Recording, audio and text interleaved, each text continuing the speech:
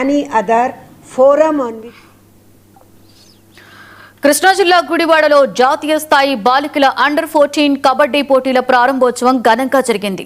వివిధ రాష్ట్రాల నుండి వచ్చిన క్రీడాకారులు ఎమ్మెల్యే వెనిగండ్ల రాము, గన్నవరం ఎమ్మెల్యే యార్లగడ్డ వెంకట్రావు, చైర్మన్ రవినాయుడు కలిసి ఏలూరు రోడ్డులోని హోమియోపతి కాలేజ్ నుండి ఎన్టీఆర్ స్టేడియం వరకు ర్యాలీ నిర్వహించారు. మేళ తాళాలు, కోలాటాల మధ్య ఈ ర్యాలీ సాగింది.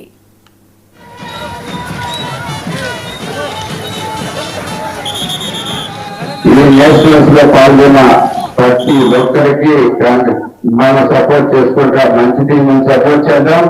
మన ఆంధ్ర టీం, తెలంగాణ టీం కూడా సపోర్ట్ చేసుకుంటూ మనం క్లియర్ గా మన క్రీడల మీద మనకు ఆసక్తి కూడా ఉంచుకుని మనం ఇంకా అనేకమైన నేషనల్ ఛాంపియన్షిప్ కానీ అదర్ ఛాంపియన్షిప్స్ కూడా తెచ్చుకున్నాం.